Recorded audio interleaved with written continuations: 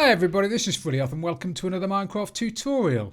Today I'm going to show you how to build this really simple, fully automatic industrial furnace array. And if you want to find out a few interesting things about smelting, then stick around and I'll show you some at the end of the video. And if you're not interested, then don't bother. So the furnace array has got an input chest where you put everything that you want to smelt or to cook. It's got a fuel chest that you put obviously all of your fuel in, and it's got an output chest where everything comes to once it's been cooked. Now this one's got 13 furnaces, but the one I'm going to be showing you how to make will have 16 furnaces because 16 goes nicely into 64. It just makes it easier to smelt a stack of items, but for some reason I built this with only 13, probably because it fitted nicely with that on the other side, but that's another point altogether. So if we have a quick look over the back, it uses minecarts rather than a redstone line, and there's a reason for that. If anything gets trapped in the back of here and you have solid blocks down the back for a redstone line, you know, that's got redstone on top of it that locks the hoppers, you can't get to those hoppers to unblock them. So I don't like using them, which is the reason for using rails and minecarts instead of a redstone line and a solid block. The minecarts are situated under there with a couple of pistons holding them back, and this is what makes it slightly different from most of the other industrial furnaces. This doesn't have an on-off switch, and by the same token though, it doesn't have minecarts continually running and annoying you with the noise. It will only start working when you put items in the chests. So you haven't got to worry about putting it in then turning it on, and you haven't got to worry about turning it off when you're away. None of that, because it does it automatically.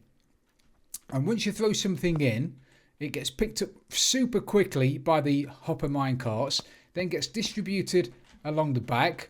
The fuel goes along these hoppers and the stuff to cook goes along the top hoppers, distributing them evenly, one in each, all the way down. I've put an extra track at the end because sometimes if you don't put an extra track there, sometimes it will only deposit one item in the end hopper. It'll get to the end and then it'll just drop one item in, then go again. So this one will get one when it goes this way and then one when it goes back. So this one will get two.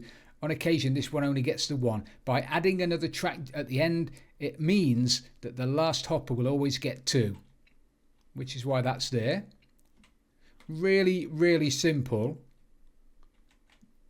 No complicated redstone involved at all. The only bit of redstone is down the back behind the pistons. It's very, very easy to do. So if we come around the front again and we throw in the fuel, I'm going to use doors. Look at how quick they go into the system. Now there's a little bit of a delay so that there is always enough items in the Hopper Minecart as to fill up all of the furnaces. It won't just whiz off and only fill half of the furnaces, which is why there's a little bit of a delay. See, within seconds it's all gone. And they're distributed evenly across all furnaces. The problem with some of the redstone ones that don't use minecarts is the furnaces in the middle will get missed out, so it'll distribute them evenly across most of them. Then there'll be one in the middle that gets missed out. Now prior to 1.9, I think it was, this was random, so it could be any one of the furnaces. Since 1.9, don't quote me on that, I might be wrong, it's been a specific furnace, so without doing a bit of fancy redstone at the back, it will always miss the same furnace. You don't have to worry about that with the Hopper Minecart. It distributes the fuel and the smeltable items evenly across all furnaces, and then if we throw the items to cook, again, taken through super quickly, and they all light up in sequence. Now some people might say that the redstone ones are quicker because you don't have to wait for the minecart to run backwards and forwards. It may be quicker on the first time that you put stuff into the furnaces, but because of how quick these cook anyway, it's no quicker once it gets up and running. So once stuff started to cook, it'll then come back through to the output chest. Already we've got 26 cooked chicken in there. I mean, look at how quick it is. And this is with 13 furnaces. The one we're going to be building has got 16, so it's going to be even quicker. And then when it's done, everything goes off. Everything's stopped. I haven't pressed a button.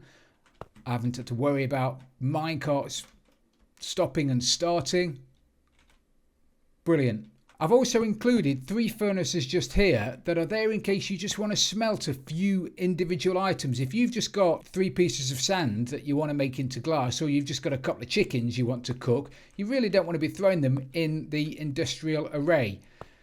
So just throw them in the individual furnaces that we've got at the top there. Also, you can take XP if you want to do that as well. We can use those for the XP. So now you've had a look at it, I'll show you how to build it. Okay, to build this, you're going to need several stacks of your block of choice. This obviously depends on how many furnaces you want, but we're using 16 furnaces. So we're going to need 4 or 5 stacks of our blocks of choice. Today we're going to be using bricks. We're also going to be using some stairs, and that's to decorate at the front of the furnaces, the top and bottom of the furnaces. If you want to do that, then you're going to need to use a block that goes well with stairs or has a stairs variant.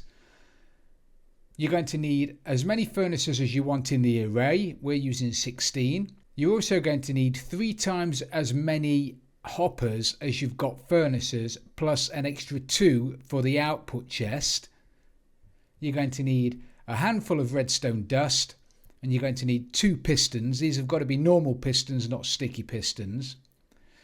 You're also going to need 2 detector rails, and then you're going to need about 6 times as many powered rails as you have furnaces. You're also going to need 6 normal rails, 4 repeaters, 2 comparators, at least 3 chests. You can use 6 chests if you want to, but you're going to need at least 3. A handful of redstone torches and 2 hopper minecarts. Now you've got all your gear, you need to decide where you want to build it. Now, if you want to build it with the furnaces on the left-hand side of the chest, that's fine. If you want to build it with the furnaces on the right, that's fine. You just mirror the build, so that's easy enough to do. You can also build this in facing any direction. So if you want to build this, at the moment we're facing east to west, you can do that. If you want to build it facing north to south, you can do that. But either way, it's going to pose a problem when you come to putting down the rails. And I'll try and go through that as we're putting the rails down. So I'll just give you an idea of what you need to do to get over some of the issues that you will come across, because using rails is directional and it poses its own individual problems depending on which way you're facing. We're building this facing east to west. If you look at the top left hand corner of the screen, I'm now facing west. So we're going to be building this facing east to west. So when you've decided where you want to build it, you need to stick down 3 blocks. They're going to be where your 3 chests are. Now you want to go around the back. This is going to be the back of our build. Obviously our furnaces are going to go down here. So we need to go around the back, and we need to dig a hole on the left hand side of the block that's 5 long by 2 wide underneath these blocks. So you need to dig out those blocks and you need to dig a hole that's 5 deep and 2 wide, like that. And this is where your minecart is going to be, underneath your chests. So now what you need to do is pop out those 2 blocks, because you're going to need those 2 blocks out in order to get the rails to snap up to the top. And then take out your powered rail and put 2 powered rails on there. And then you want to put 2 detector rails there. Now this is the first problem you're going to come across. If you're building this facing north to south, those rails won't snap together like that.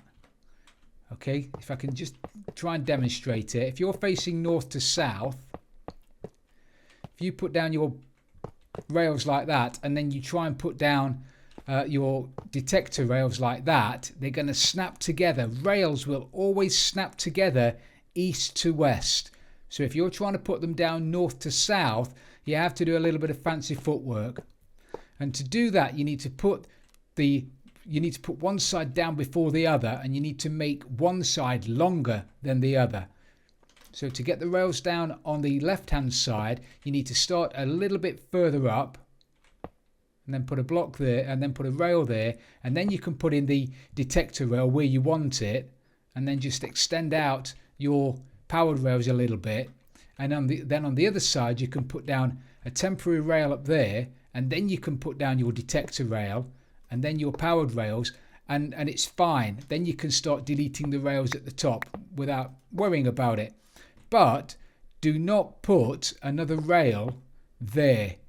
If you put an equal amount of rails down next to each other and you're facing north to south, they will snap, bump, like that.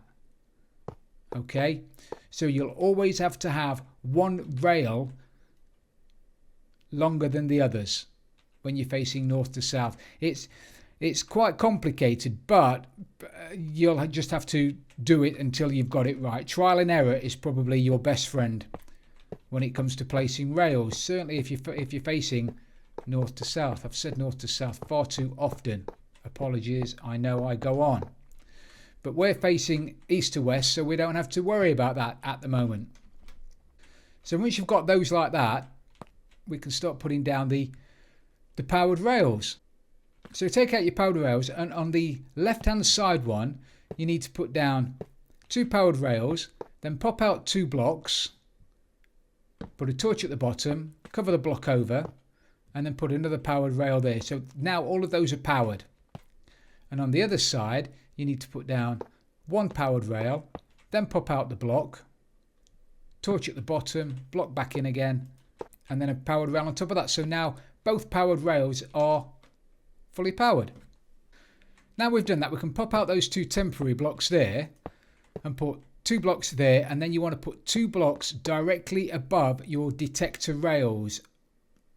They're going to be the blocks that your chests stand on.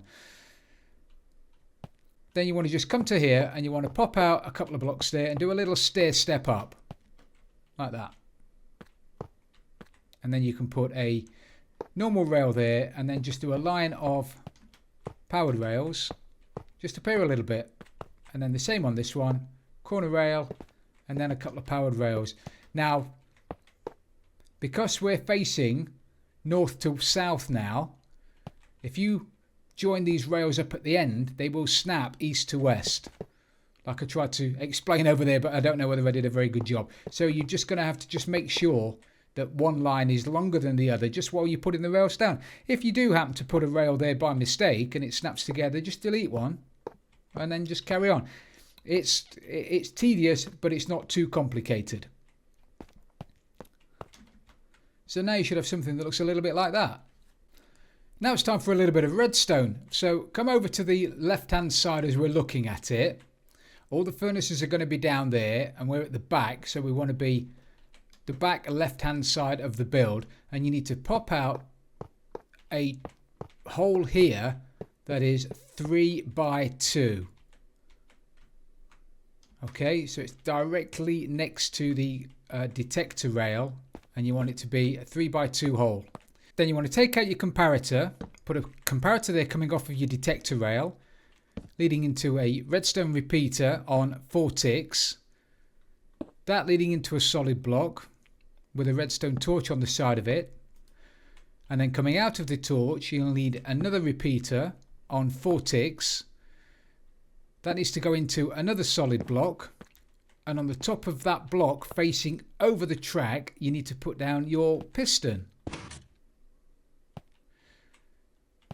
Now the piston's going to hold the Hopper Minecart in place underneath that block where the chest is until it starts filling up with items, but we don't want it to retract the second it starts getting a few items in there. Otherwise your Hopper Minecart's going to run off down the tracks with only half a dozen items in it, and that means that the first furnaces are going to get filled up and then the rest of them won't have anything in them, and it'll come back, go back underneath the piston, take on a few more items, go back down the track again and only fill up the end furnaces.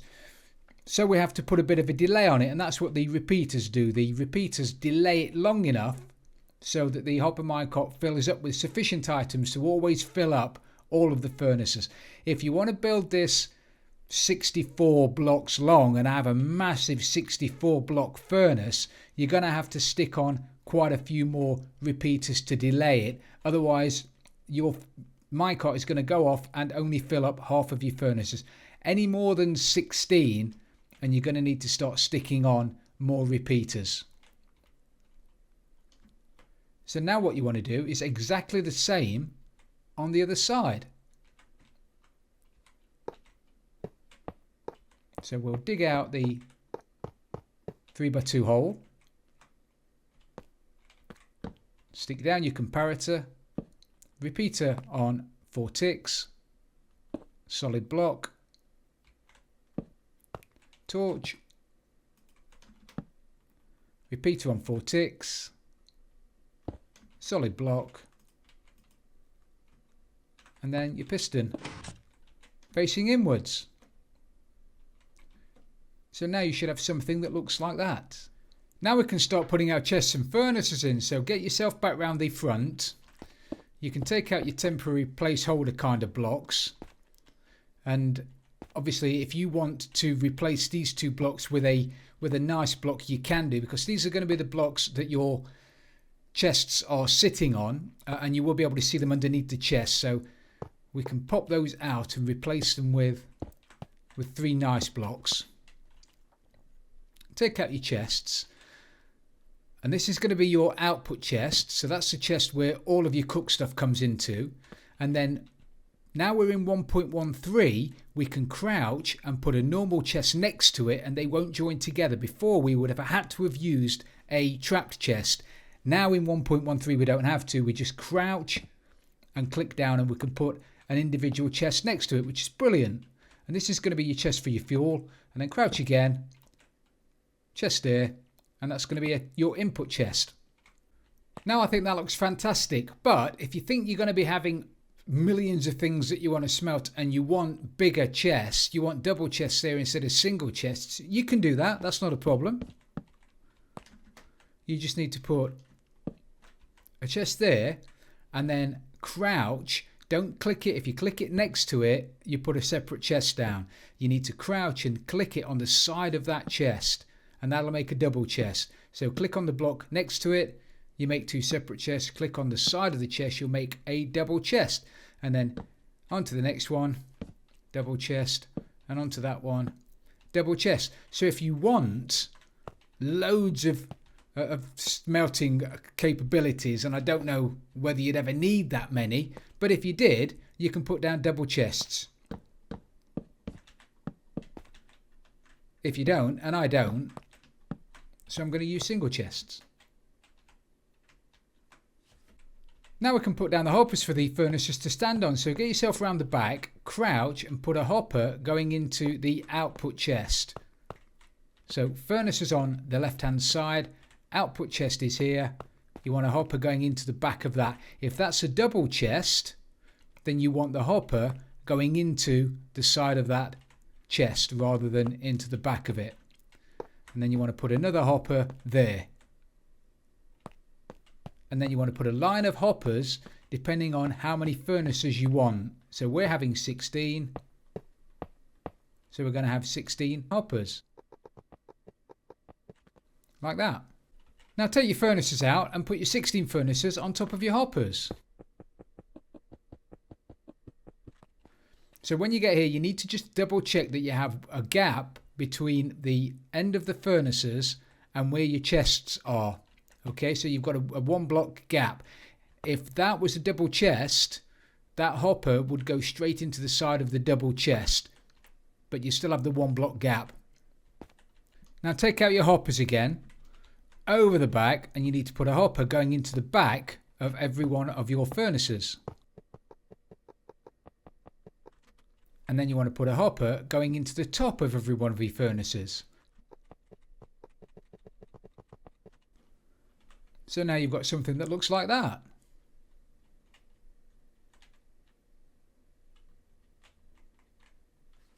Now take out your solid blocks again and go to the end, and you need to put a solid block there, and then 2 there and 1 there. And that's going to provide the step up for the rails to get them onto the fuel input hoppers at the back of the furnaces. and then just run your rails down the back. These don't all have to be powered rails if you don't want them to be. If you want these to be sort of a mixture of standard rails and powered rails, you can. Just make sure you have enough powered rails down there to get the minecart up and over the back of the furnaces. And then you just want to stick powered rails all the way down your furnaces like this.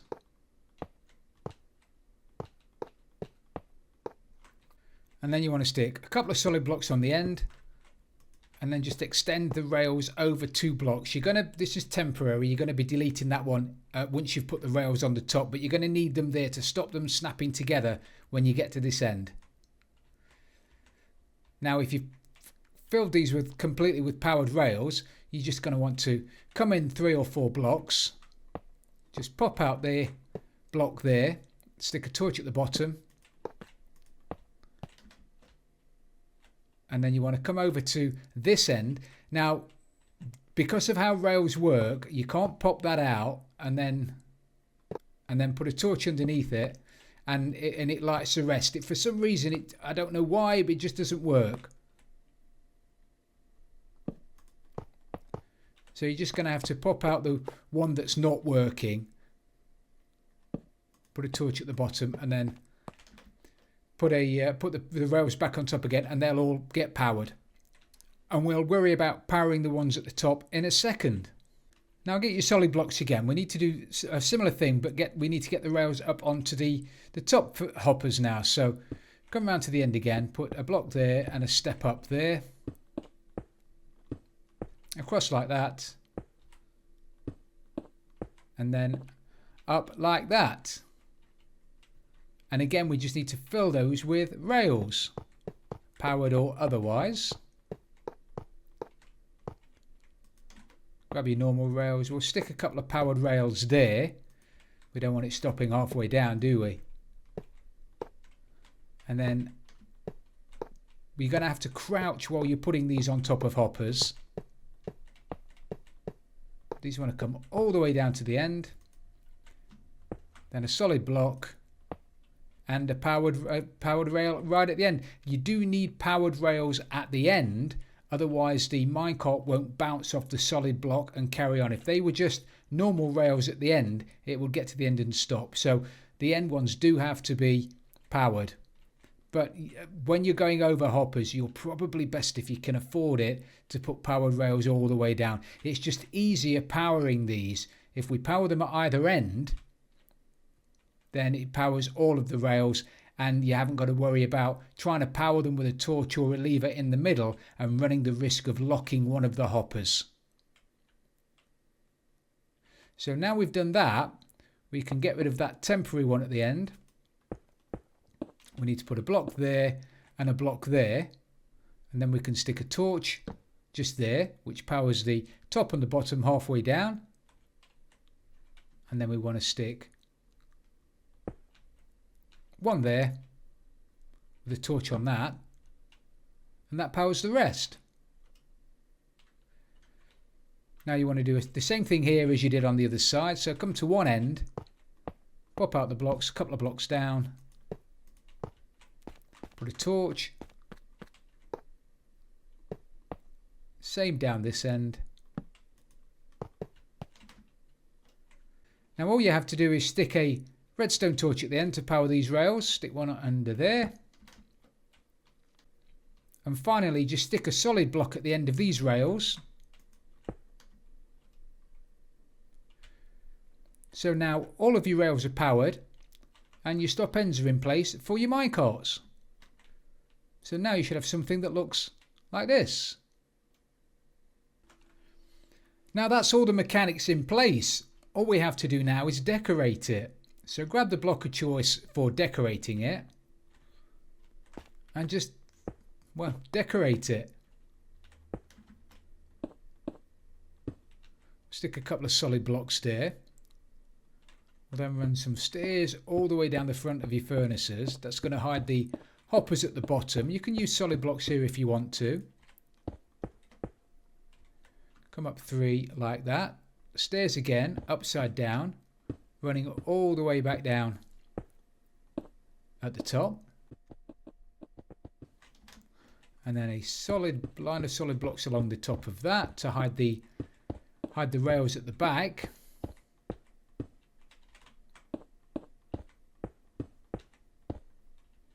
A few blocks there to hide those. Again, you can, if you want this to look fancy, then you can make it look fancy. And if you wanted to put glass along there so you could see that your minecart was moving, then you could put glass along there. Entirely up to you. Now, when you get to the chests, in order for the chests to work and for you to be able to access the chests, you're going to have to put stairs above them. So you need to get behind, and then you need to crouch and put stairs like that.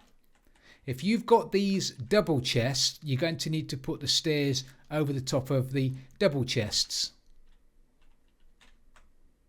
So now you've got that. Now grab your solid blocks again.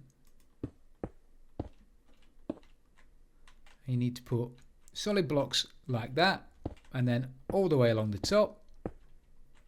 And then if you want to put furnaces in there for smelting your individual items, grab yourself 3 furnaces. They're not linked to anything, so whatever you put in there, you have to do it manually. But as I mentioned earlier, that does mean you can collect XP if you wanted to.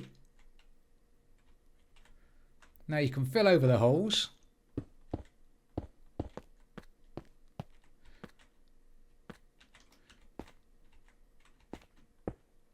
Fill in behind the back of the chests so you can't see through them.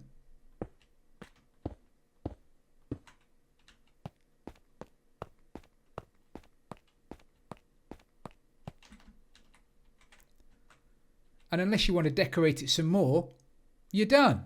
So finally, just grab yourself 3 signs. You need to put a couple of signs over here. This is going to be your cooked chest. The middle one is going to be your fuel chest. And this one, the one on the right, is going to be your to smelt chest. Obviously, you can call them what you like. And then all that's left is to stick your Hopper Minecarts on the back. So take out your 2 Hopper Minecarts and just stick them on the rails. They should go into the back and then make their way into the housing area. So now it's all ready to go.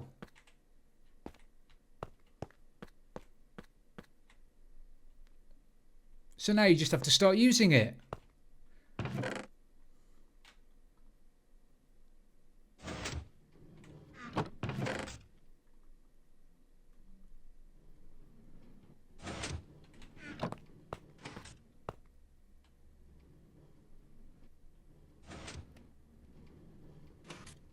So there you have it, a fully automatic, super quick industrial furnace array. Now if you wanted to learn a little bit more about smelting, then stick around. But if you don't, thanks for watching. If you've enjoyed this episode, please don't forget to leave it a like, and if you've really loved it, please subscribe for future videos. This is Frilioth, and I'm out of here. If you're still here, then welcome to Smelting for Beginners. In this section, I'm just going to go through some of the foods you can cook. I'm going to go through some of the ores and materials you can make from smelting. I'll also talk about some other smeltable items. And then I'll finish up talking about the fuel you can use and how many items each individual fuel will smelt. So if we take a look at the foods, you can make pork chops. They'll refill 8 drumsticks on your food bar, whereas they'll only refill 3 if they're uncooked. Steak, that'll fill 8 drumsticks on your food bar, 3 if it's uncooked. Chicken, that'll fill 6 drumsticks on your food bar, but it'll only fill 2 if it's raw. And also there's a 30% chance of you getting hunger if you eat chicken raw, because you should never ever eat raw chicken. Really bad for your kids. Do not eat raw chicken. You can cook mutton. That'll fill 6 drumsticks on your food bar. It'll only fill 2 if you eat it raw. You can get salmon. That'll fill 6 and only fill 2 if it's raw. You can cook cod. Everybody likes a bit of cod. Cod and chips. That'll fill 5 drumsticks on your hunger bar. It'll only fill 2 if you're eating it raw. You can eat rabbit. That'll fill 5 drumsticks on your hunger bar. 3 if it's uncooked. You can bake potatoes. Baked potatoes are lovely. That'll fill 5 drumsticks on your food bar. It'll only fill 1 if you eat them raw. And finally, the new item for 1.13 is kelp. Now, eating kelp will only fill 1 drumstick on your hunger bar, but it's completely useless and inedible trying to eat it raw. So now you know that steak is the most nutritious item that you can cook in Minecraft. The best item to eat is a golden carrot, but you can't cook those and they're very, very expensive. So stick to steak or pork chops. Now let's look at the ores and other materials that you can get from smelting. Now if you want iron, then you obviously need to smelt iron ore. And if you want gold, you'll need to smelt gold ore. If you want to make glass, you need to smelt sand. You can smelt red sand or normal sand. If you want to make stone, you can smelt cobble. And if you want to make some bricks, you can smelt the clay balls. If you want to make nether brick bricks, you can just smelt nether rack.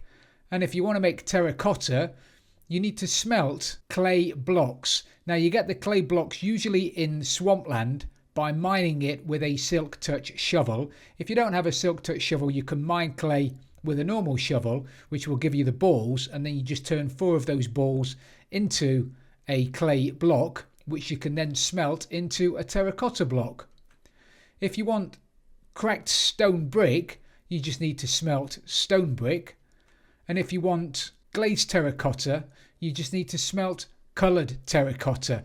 So you need to smelt blocks of clay to get terracotta, and then mix the terracotta with a dye to give you coloured terracotta, and then you can smelt that to make glazed terracotta. Glazed terracotta is brilliant because it looks fantastic, but it also doesn't stick to slime, so it's great for some redstone contraptions.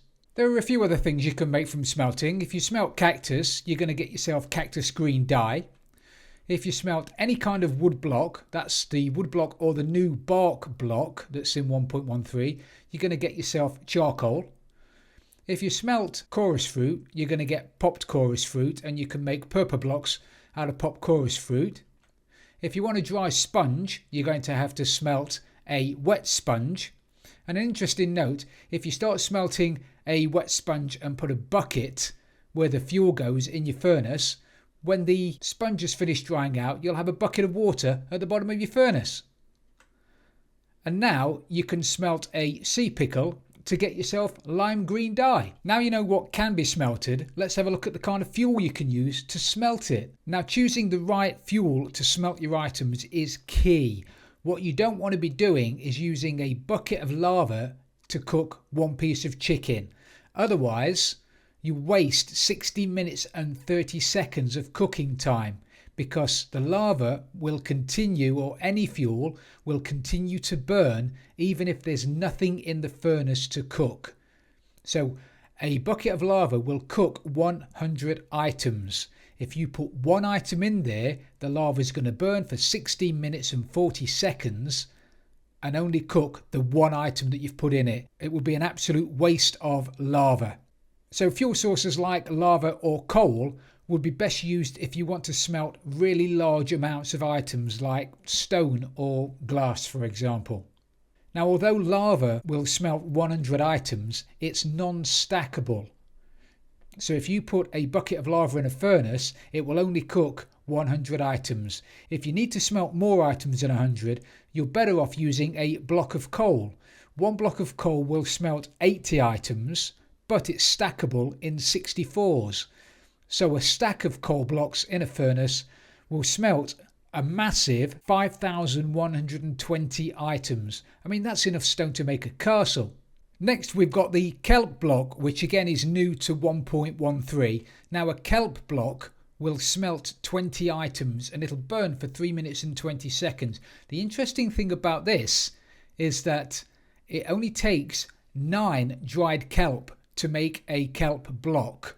So in effect, you can smelt 20 pieces of raw kelp into dried kelp, turn the 20 pieces of dried kelp into 2 kelp blocks, which will smelt another 40 pieces of kelp. So it's a self-sustainable fuel source.